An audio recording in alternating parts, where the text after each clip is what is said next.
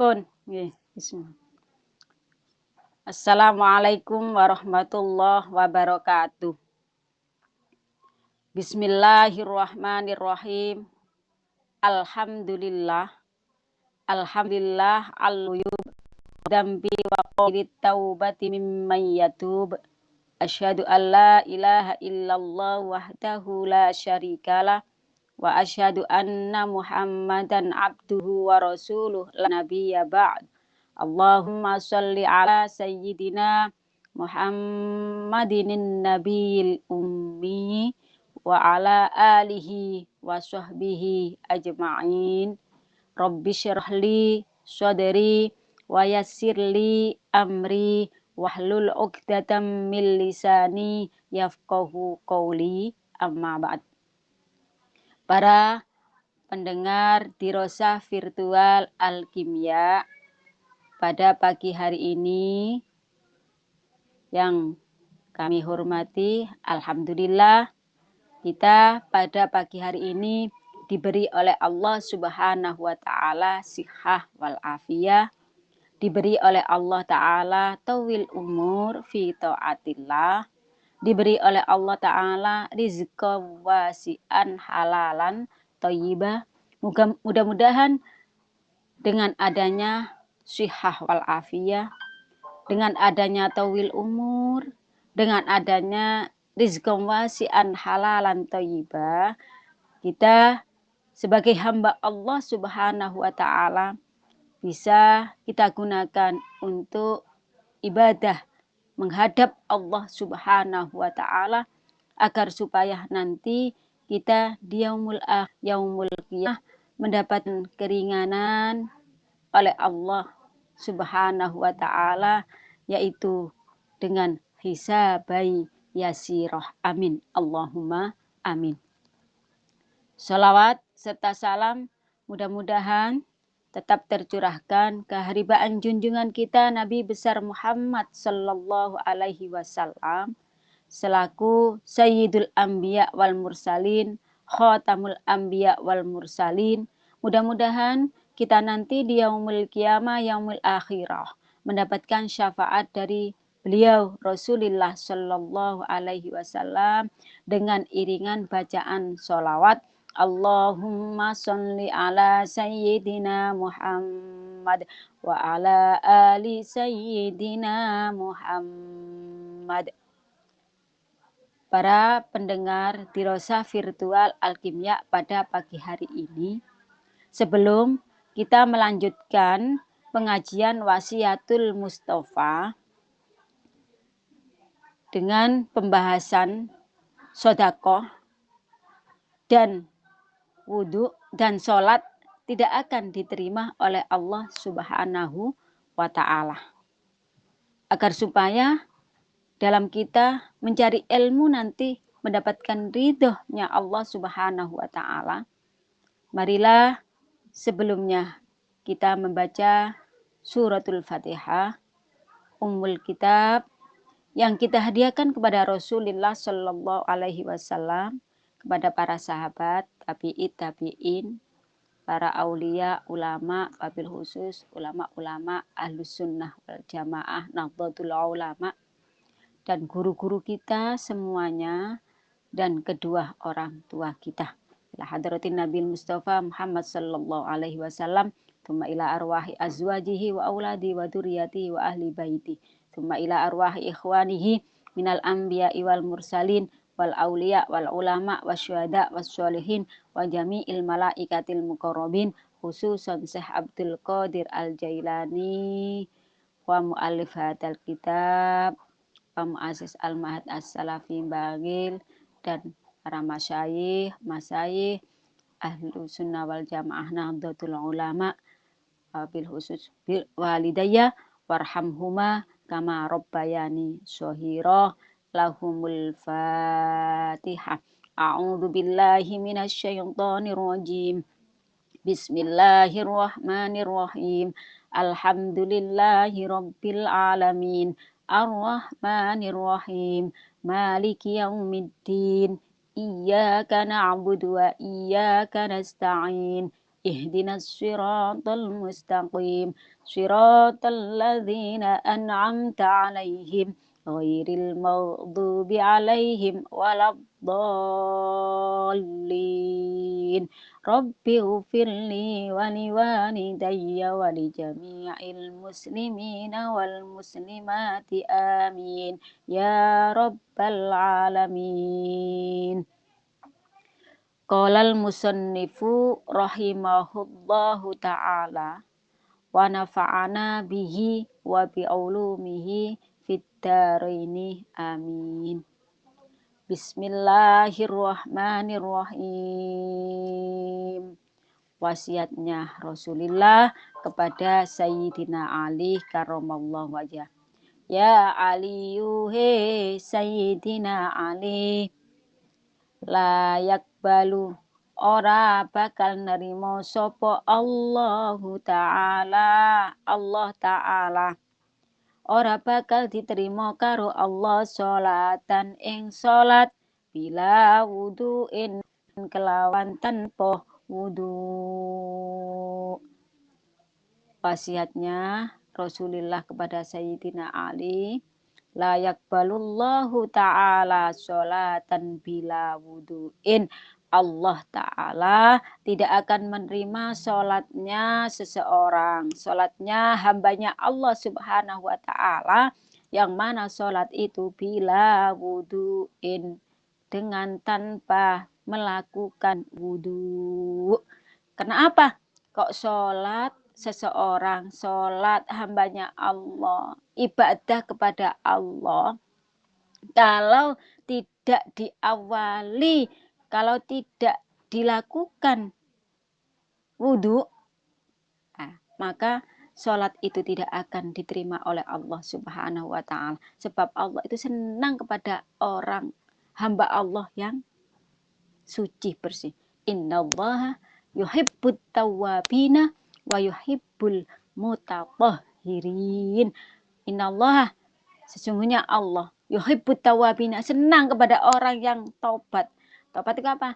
Suci bersih dari menjalankan perkara yang dilarang oleh Allah, menjalankan dosa-dosa kepada Allah Subhanahu wa Ta'ala. Jadi senang, kalau Allah itu senang kalau orang itu taubat,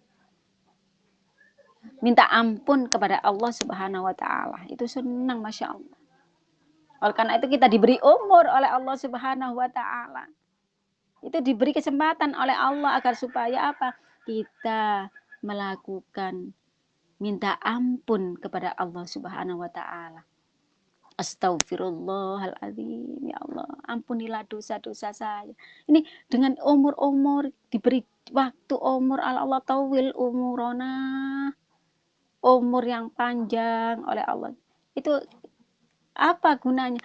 Allah menunggu kita semuanya untuk taubat, minta ampun kepada Allah Subhanahu wa Ta'ala. Maka innallaha yuhibbut tawwabina wa yuhibbul mutatahhirin. Allah itu senang kepada orang-orang yang suci bersih. Makanya waktu kita sholat menghadap Allah Subhanahu wa Ta'ala, diperintahkan untuk wudhu. Kalau tidak wudhu berarti tidak akan diterima oleh Allah, tidak akan mendapatkan pahala dari Allah, dan sholat kita pun tidak akan sah.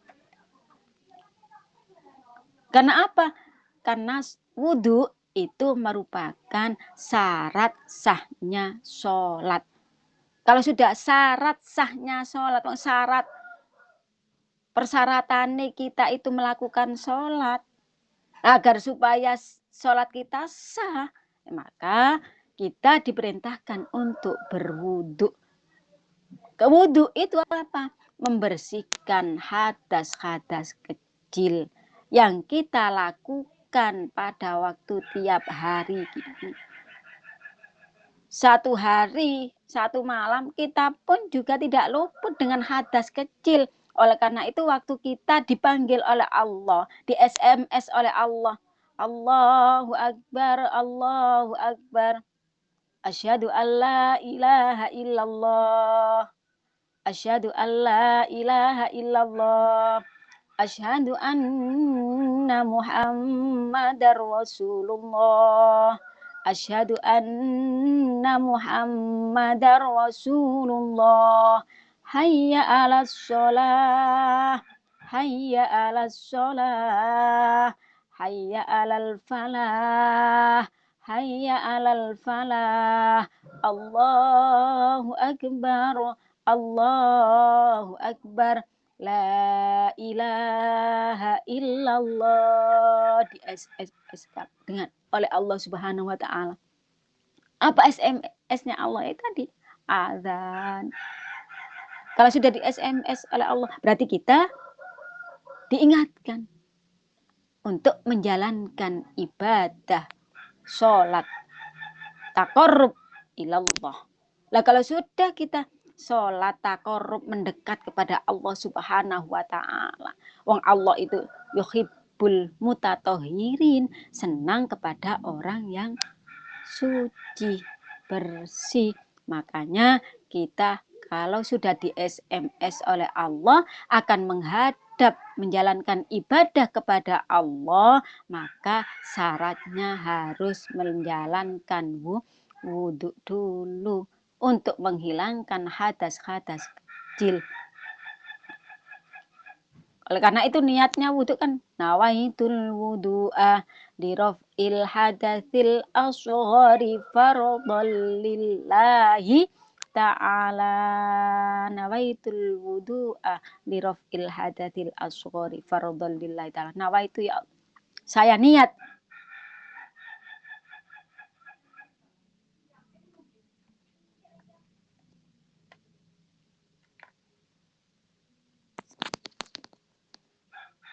niat untuk berwudu. Nawaitul wudu'a li raf'il hadasil azhari, untuk menghilangkan hadas-hadas kecil lillahi ta'ala, karena Allah ta'ala. Nah, ini oleh karena itu makanya syarat sahnya sholat adalah menjalankan wudhu.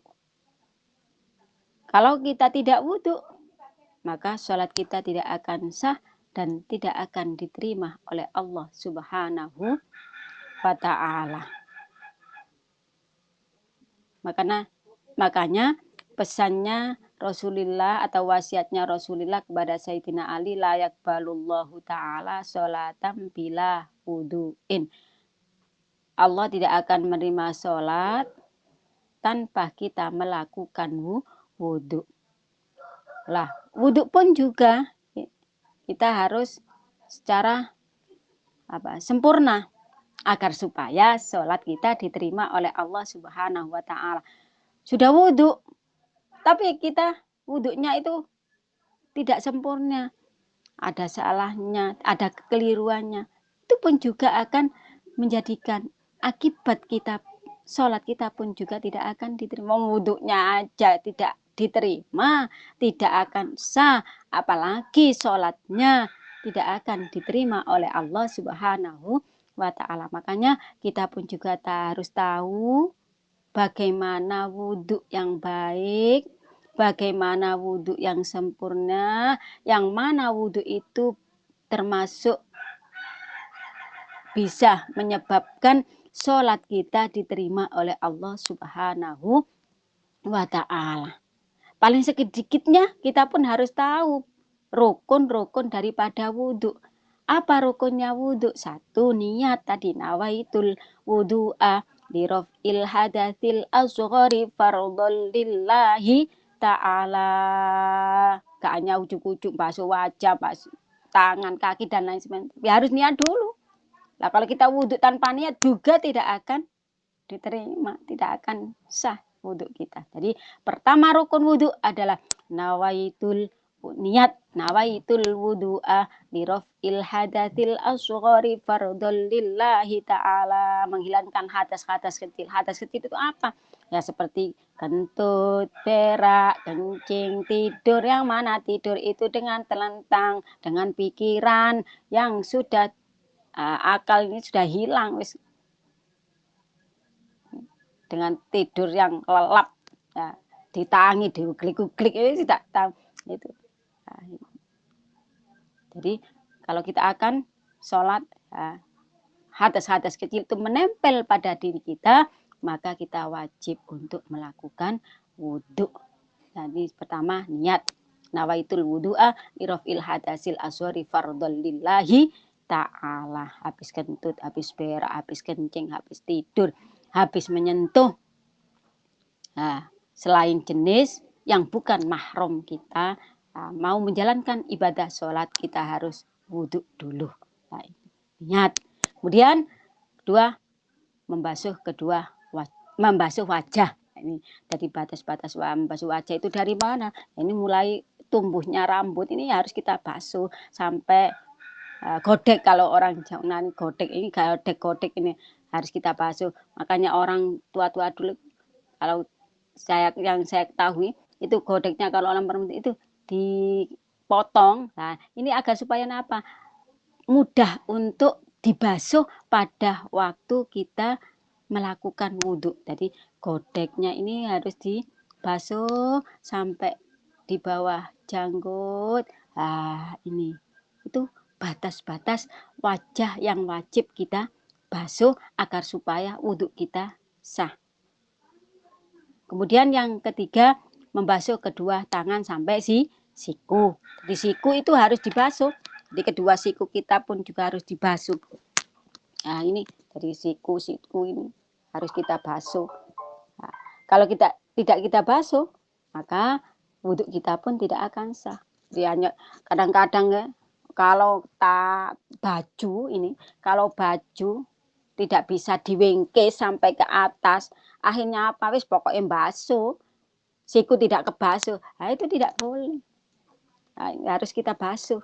Ini karena apa? Syaratnya, rukunnya wudhu.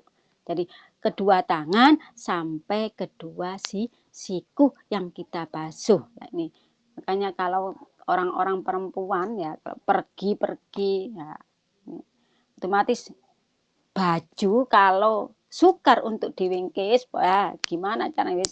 Kita harus berusaha agar supaya wudhu kita betul-betul sah, diterima oleh Allah Subhanahu wa Ta'ala. Kedua tangan sampai kedua siku harus kita basuh. Kemudian sebagian kepala, membasuh kepala ini. Nah, ini termasuk rukun daripada wudhu.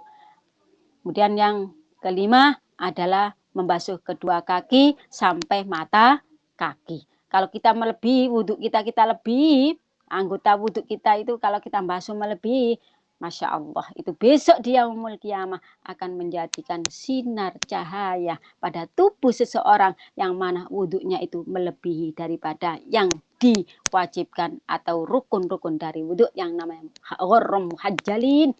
Masalah kelihatan nanti besok di yaumul kiamah. Ya Allah, orang itu dulunya wudhunya melebihi dari batas yang telah ditentukan atau daripada rukun-rukunnya wudhu. Masya Allah, indahnya, nikmatnya kalau kita melakukan apa yang diperintahkan oleh Allah Subhanahu wa Ta'ala. Imbalannya besok di yaumul kiamah akan mendapatkan kenikmatan dari Allah Subhanahu wa Ta'ala. Rukun yang keenam yaitu at-tartib, urut dari mulai niat, membasuh wajah, membasuh kedua tangan sampai siku-siku, membasuh sebagian kepala, membasuh kedua kaki sampai mata kaki, itu namanya tartib. Tidak boleh habis basuh, habis niat, aku tak basuh sikil disik. Kemudian basuh wajah, kemudian basuh tangan. Tidak urut, itu bukannya namanya tartib. Jadi harus urut. Nah, itu termasuk apa? Rukunnya wudhu. Kalau kita kepingin sholat kita diterima oleh Allah Subhanahu wa Ta'ala, maka kita harus wudhu untuk menghilangkan hadas-hadas kecil. Dan kalau kita ingin wudhu kita sah dan diterima oleh Allah, maka kita harus menyempurnakan wudhu kita, dan paling sedikitnya kita harus mengetahui rukun-rukun daripada wudhu agar supaya wudhu kita itu diterima, dihukumi sah oleh Allah Subhanahu wa ta'ala. Wala sodaqotam minal harami, wala sodaqotan lan ora bakal nerimo sopo Allahu Gusti Allah, ora bakal nerimo Allah sodaqotan ing sodaqoh minal harami saking perkara haram. Allah pun juga tidak akan, ya Ali, Sayyidina Ali, Allah gak bakal nerimo sodaqoh wong sing sodakoh kelawan barang-barang sing haram, barang-barang yang dilarang oleh Allah Subhanahu wa ta'ala. Sekalipun sodakoh itu memang termasuk perintah dari Allah. Sodakoh itu bisa nolak balak. Sodakoh itu bisa menjauhkan dari penyakit-penyakit dan lain sebagainya. Oleh karena itu, makanya harus dengan harta halalan thayyibah. Sedekah itu bisa menjauhkan kita dari mara bahaya. Sedekah itu bisa dijauhkan oleh Allah Ta'ala dari penyakit-penyakit dan lain sebagainya. Kalau kita sedekah akan bisa menyembuhkan penyakit yang diberikan oleh Allah Subhanahu wa Ta'ala. Sebagaimana sabda Rasulullah Sallallahu Alaihi Wasallam, dawu maradakum bisyadaqah, dawu bersihno sira kabeh maradakum ing penyakit-penyakit sira kabeh bisyadaqati kelawan sedekah. Ya Allah, bersihno ilangono penyakit bisyadaqati kelawan sedekah. Aku tak sedekah rek waktu sakit, aku tak sedekah. Muga-muga Allah paring kewarasan. Aku akan sedekah pada waktu kita sakit. Saya akan bersedekah, mudah-mudahan penyakit saya cepat dihilangkan oleh Allah, diberi kesembuhan oleh Allah Subhanahu wa ta'ala. Oleh karena itu kita sebagai orang iman, orang Islam, ini termasuk apa? Jangan menjadi orang yang bakhil, jangan menjadi orang yang medit, jangan orang yang menjadi orang yang pelit. Dari mata di TTT, ya. Kalau bakhil, pelit, medit, masya Allah. Bagaimana sabda Rasulullah Sallallahu Alaihi Wasallam, al-bakhil ba'idum minallah, al-bakhilu ba'idum minallah, ba'idum minal jannah, ba'idum minan nas. Orang yang pelit, medit, orang yang bakhil itu ba'idum minallah, atau jauh sekali untuk menghadap Allah. Allah itu tidak senang dengan orang yang bakhil. Allah memerintahkan kita untuk apa? Jadi orang yang loman, jadi orang yang dermawan. Tak wei rezeki lo mano. Sedekahno rezekimu supaya rezeki iku dadi rezeki sing barokah. Nah ini. Ba'idum minallah kalau bakhil. Ba'idum minal jannah. Jauh sekali dari surganya Allah Subhanahu wa ta'ala. Ba'idum minan nas, manusia di dunia pun juga akan menjauhinya. Sopo sing bakalan seneng kon sampe wong sing medhit. Metu luwe awake, dijak metu, diajak keluar, diajak ke sarengana. Tapi mingkem. Gak ada sepeser pun uang untuk memberikan minum dan wis ngejak. Sudah diajak tapi tidak dikasih apa-apa.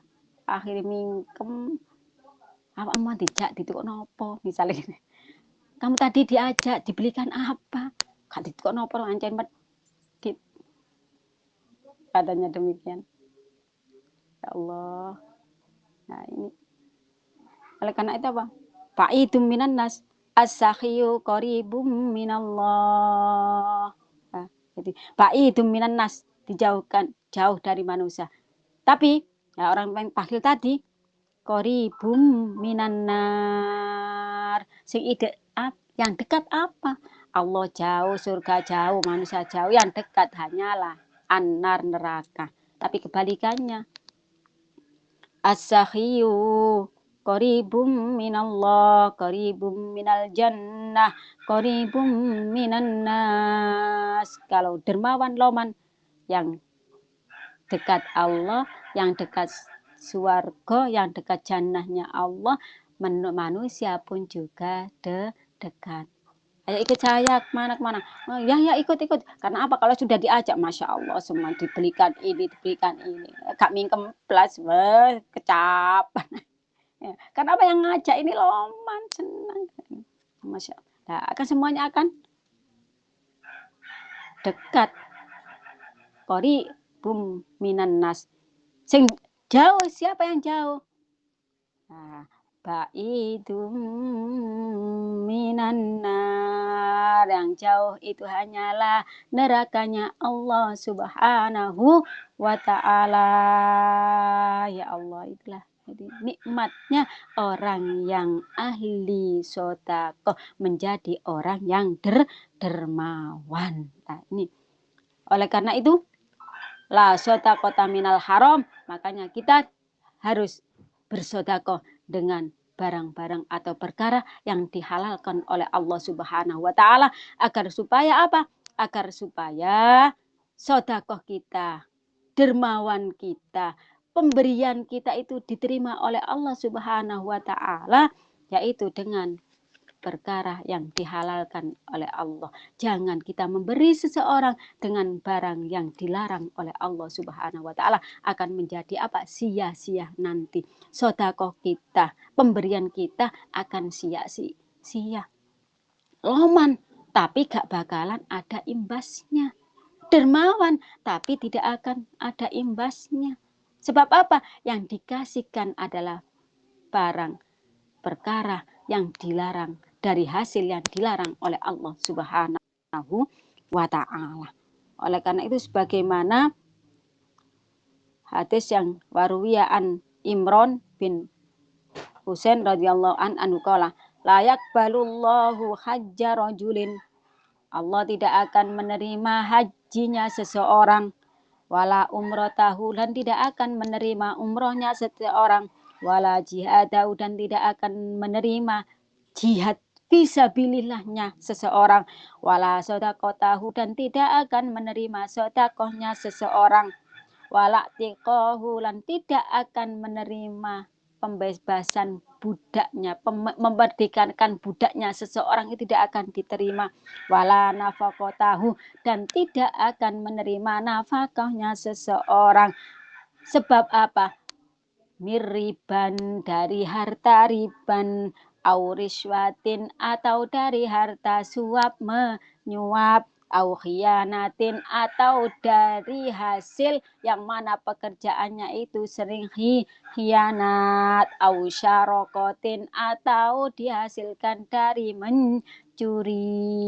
Ya Allah, berjuang fisabilillah, haji, umroh, dan lain sebagainya, nafkah keluarganya, dan tapi miriban, wariswatin, wahyanatin, wasarokotin, dihasilkan dari perkara-perkara yang dilarang oleh Allah Subhanahu wa ta'ala.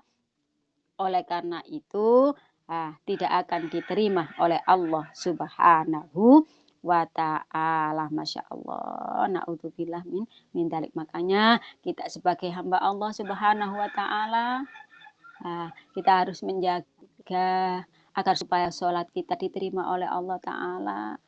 Kita harus, sebelumnya kita harus tahu apa yang kita kerjakan sebelum sholat, yaitu membersihkan badan dari hadas kecil, hadas besar. Dari hadas kecil yaitu wudhu. Kalau kita diperintahkan Allah sedekah, tapi kita pun juga harus tahu Sedekah dengan harta yang bagaimana agar supaya sedekah kita diterima oleh Allah Subhanahu wa taala, yaitu dengan rizqon wasi'an halalan thayyibah, yang mana sedekah kita akan diterima oleh Allah Subhanahu wa taala. Amin. Allahumma amin. Sebab apa? Sebab kalau kita sedekah, baik itu dengan sedekah yang banyak, baik itu dengan sedekah yang sedikit, itu akan mendapatkan imbasnya di dunia, akan mendapatkan imbas di dunia dan di akhirat.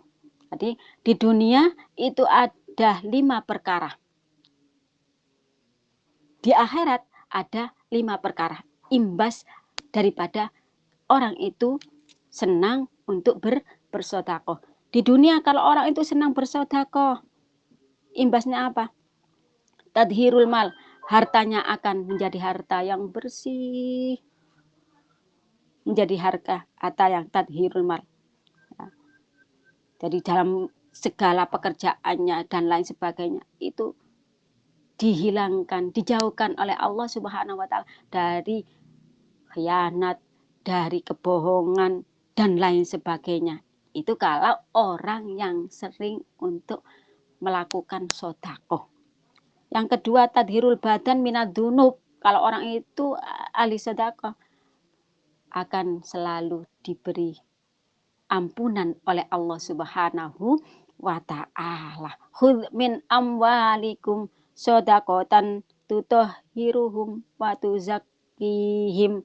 Ambillah min amwalihim, ambillah hartamu untuk kamu sedekahkan agar kamu menjadi orang yang suci, bersih, diampuni oleh Allah Subhanahu wa taala. Imbasnya orang yang ahli sedekah, daf'ul bala, dijauhkan dari balak-balaknya Allah, wal amrod, dari penyakit-penyakit yang diberikan Allah. Bagaimana dawuhnya Rasulullah, dawu marodakum bis sedekah, bersihkan penyakit-penyakitmu dengan sedekah. Kemudian imbasnya di dunia lagi, kalau orang itu senang bersedekah, idghalus surul alal masakin, akan memberikan rasa bahagia kepada orang-orang miskin. Afdalul a'mal idghalus surur. Paling utama-utamanya amal perbuatan kita adalah idghalus surur. Yang kelima apa? Imbasnya orang itu bersedekah di dunia, yaitu barokah fil mal, wus'atan fi rizki. Hartanya menjadi harta yang barokah, rizkinya akan menjadi rizki yang luas, tidak akan hilang. Jadi orang yang ahli sedekah, jangan khawatir hartanya tidak akan hilang, hartanya tidak akan habis. Jadi lumuwun terus akan bertambah. Tidak akan berkurang sama sekali. Itu kalau orang yang senang bersedekah. Karena itu makanya sedekah harus dengan harta yang halalan thayyibah, agar supaya tidak sia-sia kita mengeluarkan harta kita, rezeki kita yang kita gunakan untuk bersedekah tadi. Nah, kemudian di akhirat apa imbasnya? Pertama, yaitu besok akan mendapatkan naungan, yang mana pada waktu itu manusia tidak ada naungan sama sekali. Dinaungi oleh Allah Subhanahu, karena orang itu ahli sedekah. Diberi khifatal hisab, ringan hisabai yasiro. Kalau orang itu senang sedekah, besok dia yaumul qiyamah, timbangannya yang bagus akan menjadi berat, akan menjadi tinggi. Nah ini jadi berat, timbangan-timbangan yang bagus. Kemudian lewat siratal mustaqim akan diberi kemudahan oleh Allah Subhanahu wa taala. Ahli surga langsung cepat seperti kilat dan lain sebagainya. Allah nikmatnya akan diberi tambahan oleh Allah, darajatan fil jannah. Masya Allah, tingkat derajat yang paling Allah, yang paling luhur adalah fil jannah, di surganya Allah Subhanahu wa taala. Karena sedekah itu banyak faedahnya di dunia sampai demikian, di akhirat akan mendapatkan demikian berkali 5.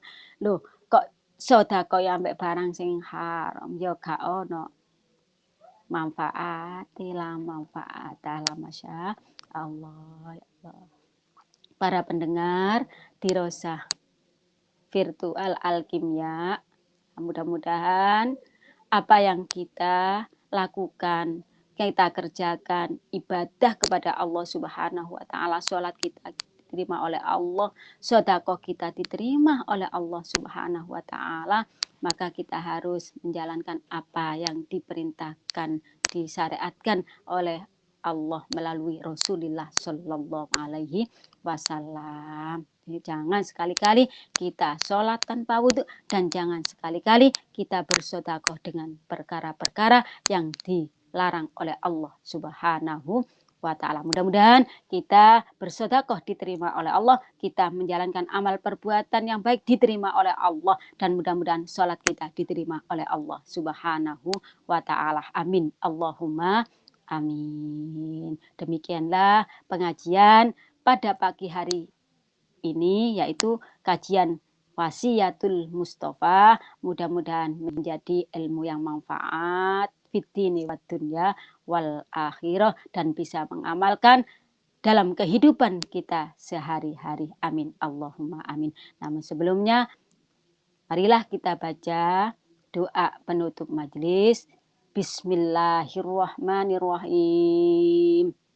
Subhanakallahumma rabbi wa bihamdika asyhadu an la ilaha illa anta astaghfiruka wa atubu ilaik. Ya amanal khaifin sallimna mimma nakhaf, ya amanal khaifin najjina mimma nakhaf, ya amanal khaifin aminna mimma nakhaf. Ihdinas siratal mustaqim. Wabillahi taufik wal hidayah. Wabirridha wal inayah. Wassalamualaikum warahmatullahi wabarakatuh.